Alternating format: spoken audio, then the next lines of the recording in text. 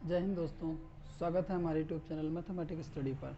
आज हम लोग डिस्कस करेंगे चैप्टर नंबर 5 समानांतर श्रेणी। आज हम लोग समानांतर श्रेणी के कुछ क्वेश्चंस को हल करेंगे। उससे पहले हम लोग कुछ थ्योरी को सीखेंगे कि समानांतर श्रेणी सॉल्यूशन होता कैसे, इसका हल होता कैसे। कुछ बच्चे ने इसमें बोल रखा था कि सर ये बहुत हार्ड होता है, ये होता है। मैंने कहा ऐसा कुछ नहीं है, हम लोग आराम से इसको पहले समझेंगे। ठीक है, सबसे पहले अगर आप कोई चैप्टर बनाते हैं तो उनकी थ्योरी को पहले बढ़िया से समझिए। यदि आप किसी भी चैप्टर की थ्योरी को अगर अच्छा से सीख लेते हैं तो आपको उस चैप्टर को सॉल्यूशन करने में कोई दिक्कत नहीं होगी, कोई परेशानी नहीं होगी। तो आइए सबसे पहले हम लोग समानांतर श्रेणी के डेफिनेशन को पढ़ते हैं। समानांतर श्रेणी, जिसको इंग्लिश में हम लोग अरिथमेटिक प्रोग्रेशन कहते हैं। समानांतर श्रेणी का डेफिनेशन है संख्याओं के एक अनुक्रम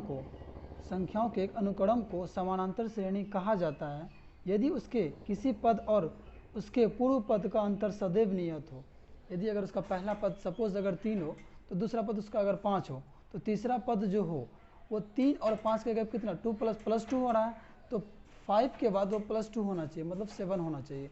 तो अगर उसका पद अगर नियत हो, जस्ट आगे वाला पद पिछला पद से नियत हो, सेम वैल्यू पर अगर वो बढ़ रहा हो तो हम लोग उसको एपिक कहेंगे। ठीक है, और इसमें लिखा हुआ है यह नियत संख्या सार्व अंतर कहलाती है। वही नियत संख्या को हम लोग सार्व अंतर कहेंगे। अभी तो आप लोग सार्व अंतर समझ नहीं रहेंगे, सार्व अंतर होता क्या, अभी हम एक एग्जाम्पल के थ्रू से आप लोग को समझाएंगे। ये रहा आप लोग के सामने एग्जाम्पल लेते हैं 1 2 3 4। आगे एक नियत की संख्या कितनी है पता नहीं है, अब कितनों भी रहे उससे कोई दिक्कत नहीं है। हम लोग समझते हैं क्या यह एपी है। सबसे पहले समझेंगे कि क्या यह एपी है, ये जो मैंने संख्या लिखा है क्या यह एपी है। यदि हाँ अगर एपी है तो एपी में कौन कौन ऐसा टर्म है जो एपी में हमको यूज होगा। पढ़ते हैं हम लोग उसको। सबसे पहले देखिए 1 2 3 4 एपी का जो हम जो क्वेश्चन ये लिखे हैं इसका सबसे पहला टर्म जो होगा वो मेरा ए कहलाएगा। क्या कहलाएगा? ए कहलाएगा। अर्थात हम लिख सकते हैं ए बराबर 1। प्रथम पद को हम लोग ए बोलेंगे, इसको ए को हम लोग प्रथम पद लिख सकते हैं। लिख देते हैं प्रथम पद ए बराबर 1। ठीक है, उसके बाद अब इसमें ए तो हो गया, अब हमको निकालना है क्या। देखिए ये ए हो गया, ये A2 हो गया, ये द्वितीय पद हो गया A2, ये तृतीय पद A3, ये चौथा पद A4। लिख देते हैं समझने के लिए कि ए मतलब होता क्या ये। इसको A1 भी बोल सकते हैं, A2 भी बोल सकते हैं। A2 का वैल्यू मेरा 2 हो जाएगा, ये दूसरा पद मेरा A2 का लाएगा, ये मेरा A3 का लाएगा, इसको लिख सकते हैं A3 बराबर 3। ये मेरा A4 का लाएगा, A4 बराबर 4। इसी तरह करके आगे बढ़ते जाएगा, A5 A6 कुछ भी हो सकता है उसमें। तो अब हमको देखना है कि क्या समानांतर श्रेणी ये कब होगा, यदि उसके क्वेश्चन यहाँ लिखा हुआ कि यदि उसके किसी पद और उसके पूर्व पद का अंतर सदैव नियत हो। एक लेते हैं, पहले हम इसको लेते हैं A1 को लेते हैं, A2 को लेते हैं। इसको A1 क्या, इसको ए भी बोल सकते हैं। एपी में तो सबसे पहले सर्वप्रथम पद होता है जिसको हम ए से डिनोट करते हैं। एक होता है सार्व अंतर। क्या होता है? सार्व अंतर।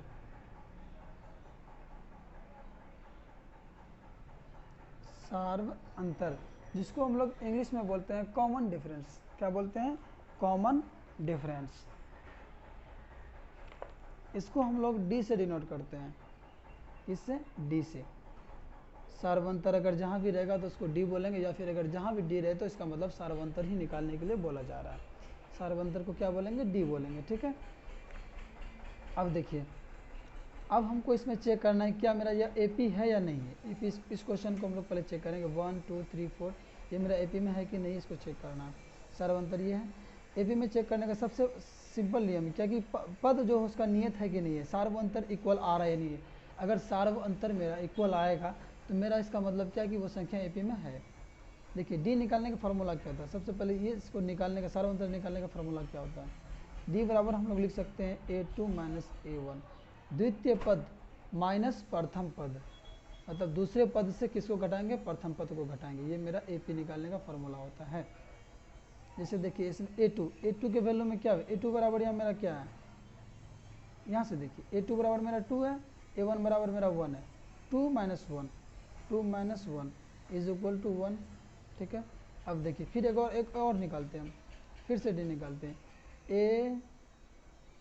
A3 minus A2।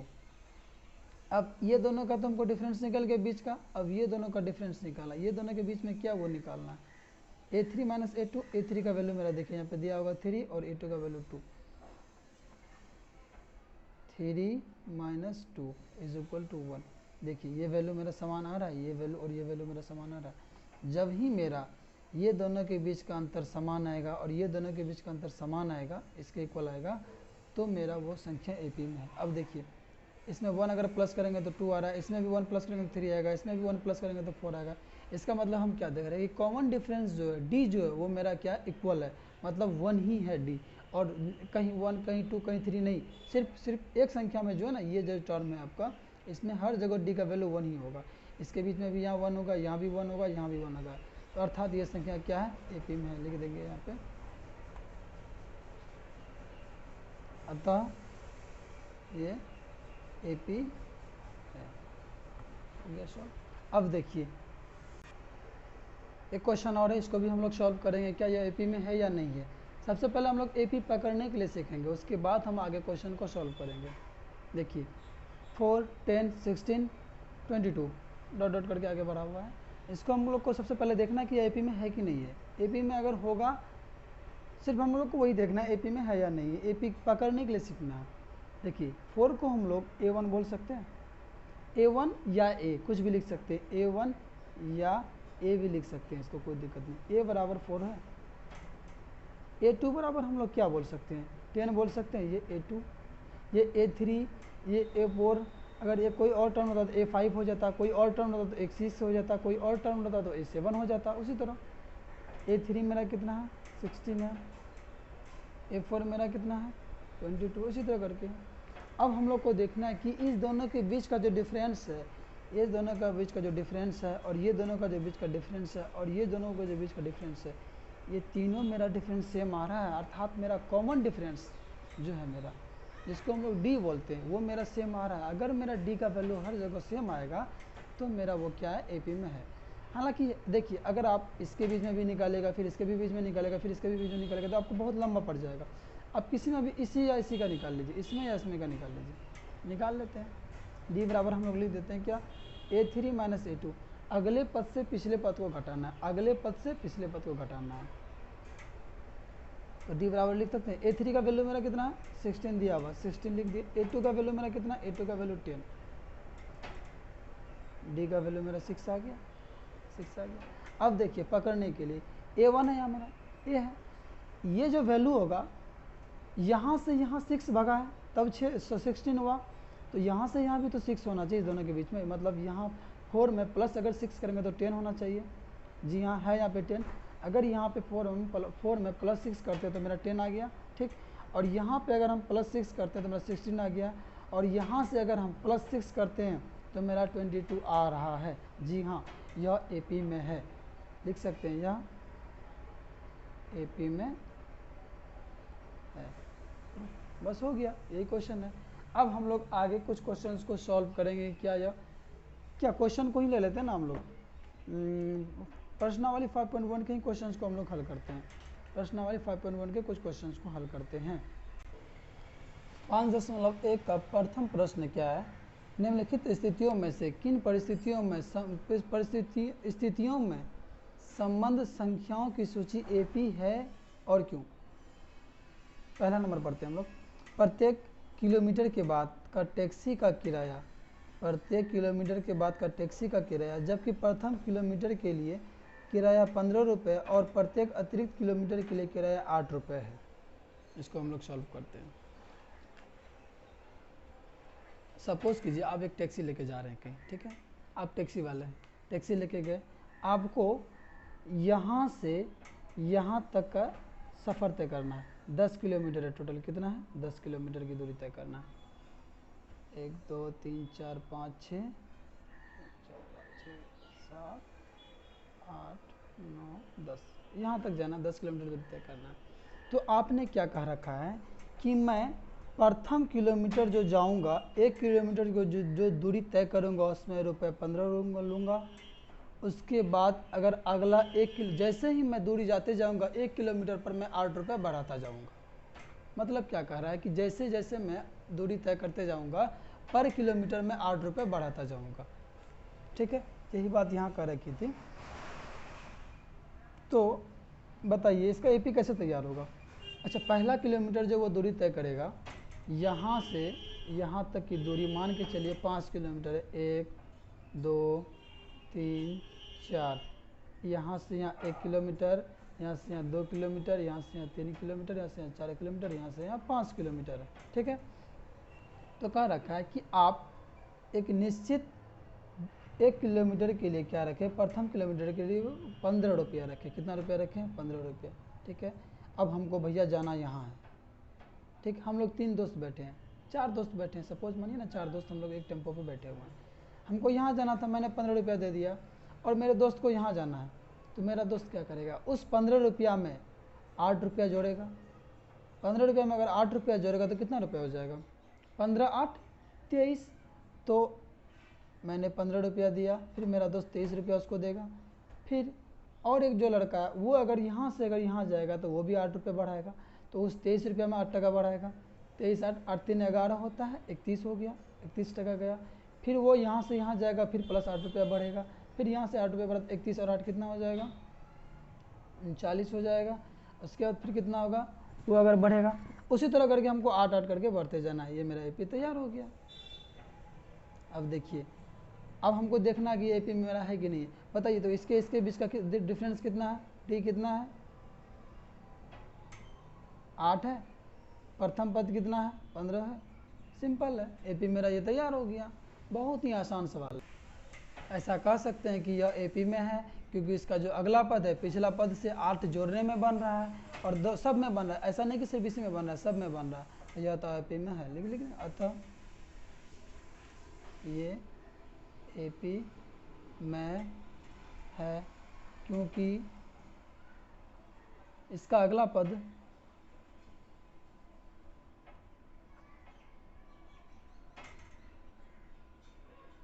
पिछले पद से 8 जोड़ने पर आ रहा है। सिंपल। चलिए चलते हम लोग क्वेश्चन नंबर 2 में। दी हुई एपी के प्रथम 4 पद लिखिए। दी हुई एपी के प्रथम 4 पद लिखिए, जबकि प्रथम पद ए और सार्व अंतर डी निम्नलिखित है। आपका ए बराबर 10 अर्थात प्रथम पद बराबर 10 दिया हुआ है और डी बराबर 10 दिया हुआ है, और आपको निकालना है 4 और पद। एपी के प्रथम 4 और पद निकालना है, मतलब A2 निकालना है, A3 निकालना है, A4 निकालना है। ठीक है, A5 तक ही जाना है क्योंकि A1 नहीं दिया हुआ है मेरा। क्वेश्चन मेरा तैयार है। A बराबर 10 दिया हुआ और D का भी वैल्यू मेरा क्या है, 10 दिया हुआ है। बड़ा इंटरेस्टिंग सवाल है। A5 तक हमको निकालना है। क्या हम ऐसा भी कह सकते हैं कि A1 मेरा दिया हुआ है 10, सॉल्यूशन कर रहे हैं हमेशा, A1 10 दिया हुआ है, A2 भी हमको निकालना है। सॉरी मिस्टेक हो गया। A1 मेरा 10 दिया हुआ है, A2 निकालना है, A3 भी निकालना है, A4 भी निकालना है, A5 भी निकालना है, A6 तक जाना है क्योंकि 5 और पद हमको निकालना है। ठीक है, तो देखिए सबसे पहले देखिए A बराबर 10 है, D बराबर 10 है, प्रथम पद भी 10 है और सार्वंतर भी 10 है। तो देखिए क्या हम ऐसा बोल सकते हैं कि A2 बराबर A प्लस डी। क्या प्रथम पद में और हम सार्वंतर को अगर जोड़ देंगे तो मेरा अगला वाला पद आएगा ही आएगा, क्योंकि सार्वंतर दोनों के बीच का डिफरेंस होता है। अगर A2 में हम A2 जैसे है ना मेरा ये A में ये मेरा 10 में अगर हम 10 जोड़ देते हैं तो मेरा 20 आ जाता है। क्या आ जाता है, 20।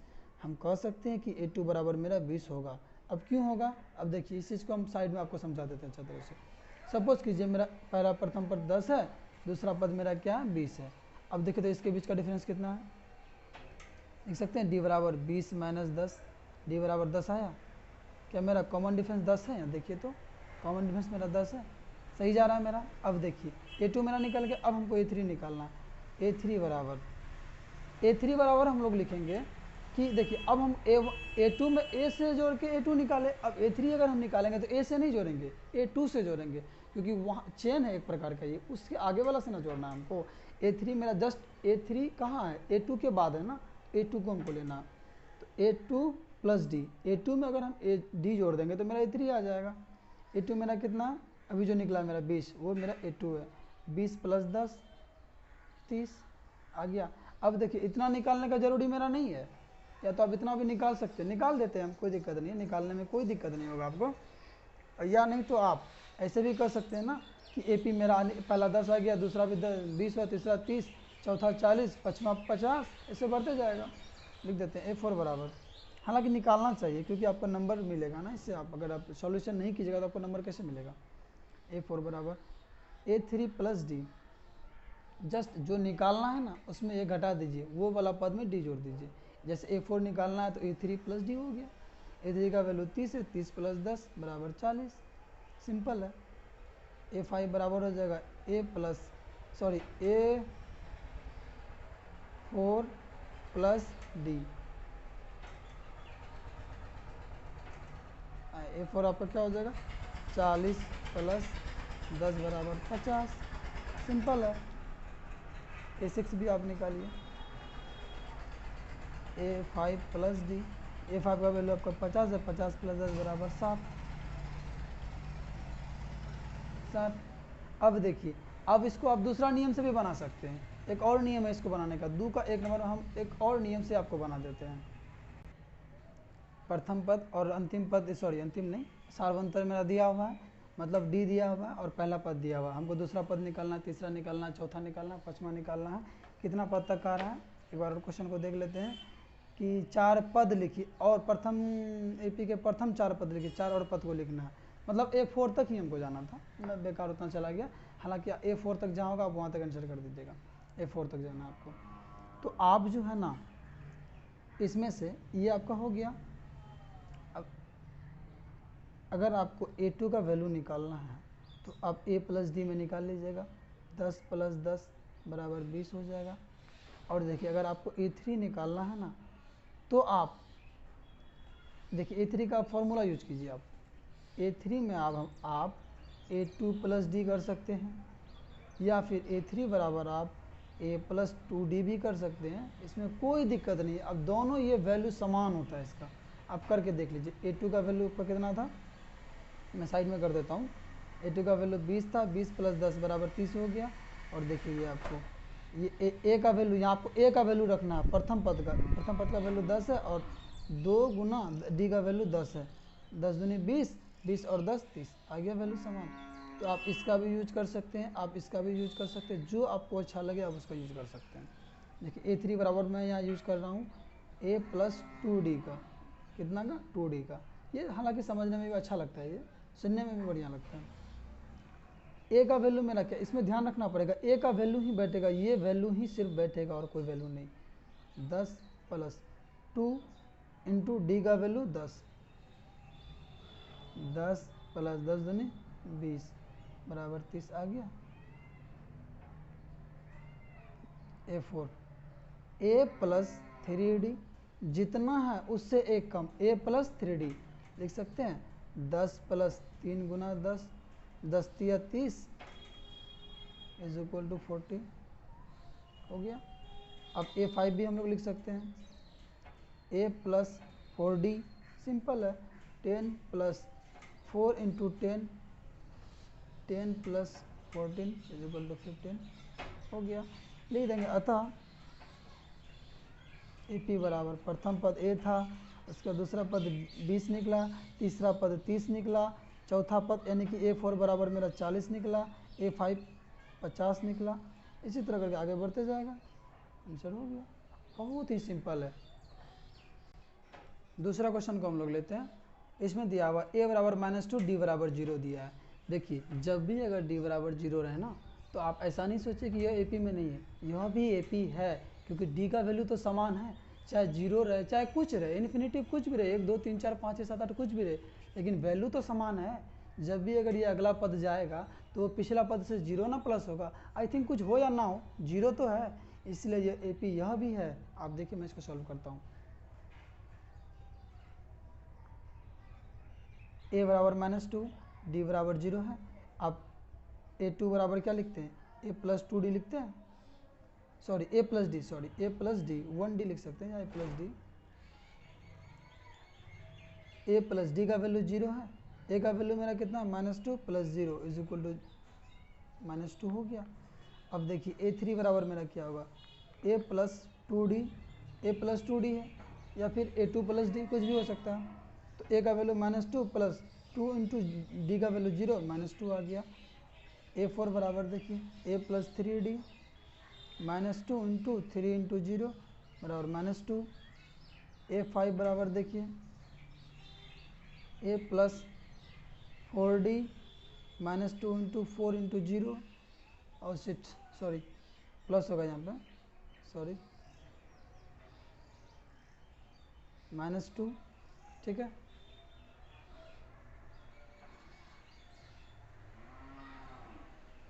अतः AP बराबर कितना होगा -2 -2 -2 -2 बढ़ते जाएगा इसी तरह। 2 नंबर भी आप समझ गए होंगे। थोड़ा सा यहाँ मेरा मिस हो गया था, यहाँ मैंने प्लस की जगह में इंटू दे दिया था, उसके लिए सॉरी। तीसरा क्वेश्चन आप देख रहे हैं, ए बराबर 4 दिया हुआ और डी बराबर -3, A is equal to 4, D is equal to -3, मतलब प्रथम पद 4 दिया हुआ, 4 दिया हुआ और सार्वंतर डी दिया -3 दिया हुआ। हम लोग सॉल्व करते हैं इसको। क्या हम लोग डायरेक्ट लिख सकते हैं A2 बराबर ए प्लस डी? जी हाँ, अब हम लोग अच्छा तरह से समझ गए कि ए क्या होता है, डी क्या होता है।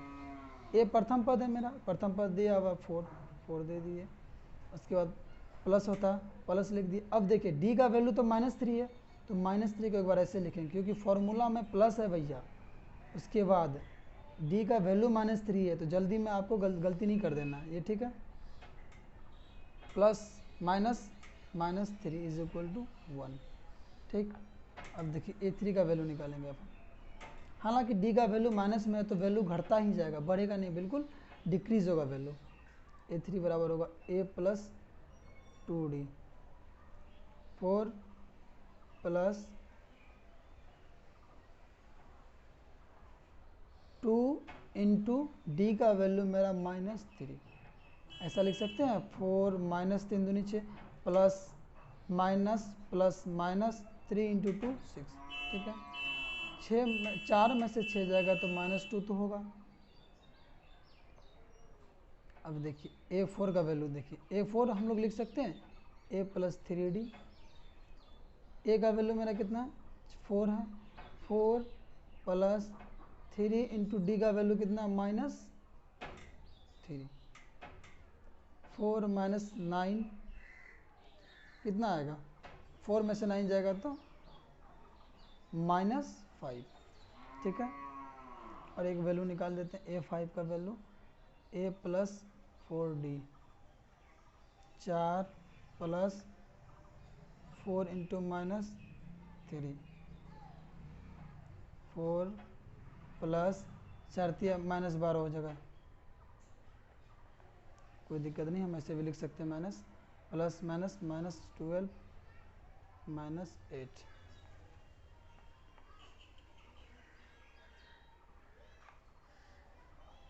AP बराबर कितना हो जाएगा, पहला कितना था 4 था, दूसरा अब सब -3 करके इंक्रीज करते जाएगा, 1 -2 -5 -8 इस तरह बढ़ता जाएगा। चाहे तो आप आंसर भी मिला सकते हैं, मेरे पास आंसर शीट भी है, मैं दिखा देता हूँ आप सभी को। 5.1 का 2 का 3 नंबर, ये देखिए 4 है, 1 है, -2 है, -5 है, ठीक है। 4 नंबर का क्वेश्चन ये है। अब हम लोग इसको सॉल्व करते हैं। ए का वैल्यू मेरा -1 है, डी का वैल्यू 1/2 है, A2 का वैल्यू हम लोग यहाँ से निकाल सकते हैं। A2 बराबर क्या हो जाएगा, ए प्लस डी -1 प्लस डी का वैल्यू 1/2। अब लोग इसका सॉल्यूशन करेंगे, एलसीएम करेंगे, कुछ नहीं तो 1 2 -2 प्लस 1 -1/2। A1 का वैल्यू, A2 का वैल्यू मेरा -1/2 हो गया।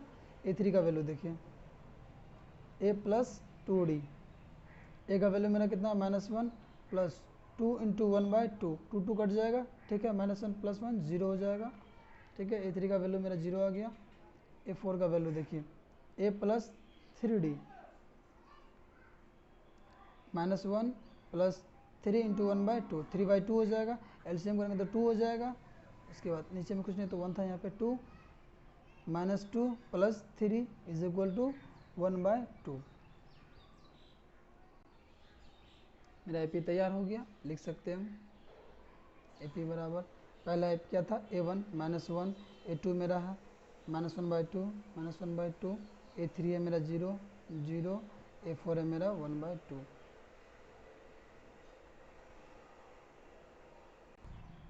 दो नंबर का पांचवा और अंतिम प्रश्न है ये। ए का वैल्यू मेरा -1.25 है और डी का वैल्यू मेरा क्या -0.25 है। सॉल्यूशन करते, A1 तो मेरा दिया हुआ, A2 निकालना। A2 बराबर हो जाएगा, कुछ बच्चे पॉइंट देकर डर जाते हैं, आपको डरना नहीं है, सॉल्यूशन होगा, सबका सॉल्यूशन होता है। A प्लस डी, ए का वैल्यू क्या -1.25 प्लस तो मेरा अकॉर्डिंग टू फार्मूला है, लेकिन यहाँ चलिए कोई दिक्कत नहीं, मैं कर देता हूँ प्लस -0.25 है। ज़्यादा टफ आप लोग के लिए अच्छा नहीं होगा, सिंपल वे में ही समझिए आप लोग। -1.25 -0.25 माइनस माइनस प्लस, हालांकि माइनस का ही साइन उतरेगा क्योंकि ये वैल्यू बड़ा है, वैल्यू जो बड़ा होता है उसके आगे में जो साइन होता है वो हमेशा उतरता है यहाँ पे। -1.25 में 0.25 जुड़ जाएगा तो 1.50 हो जाएगा, ठीक है। A3 का वैल्यू अब निकालते हैं हम लोग। A3 बराबर A प्लस 2D या A2 प्लस डी भी लिख सकते हैं, उसमें कोई दिक्कत नहीं। A प्लस 2D बराबर देखिए, A का वैल्यू मेरा -1.25 है प्लस 2 इंटू डी का वैल्यू मेरा क्या है -0.25, -1.25 प्लस माइनस माइनस हो जाएगा, सॉरी माइनस हो जाएगा यहाँ पे, इससे 0 से मल्टीप्लाई करेंगे 0 हो जाएगा 0.50, ठीक है। इसको लिख सकते हैं -1.75। A4 का वैल्यू देखिए, A प्लस 3D, A का वैल्यू मेरा क्या है -1.25 plus 3 into -0.25, -1.25 plus -0 into 75, -1.25 plus -0.75। अगर हम इसको ऐड करेंगे तो मेरा कितना हो जाएगा, 5 5 10 के 0, हाथ में रहा 1, 7 2 9, 10 के 0, हाथ में रहा 1.1 और 1 2, इसको -2 भी लिख सकते हैं।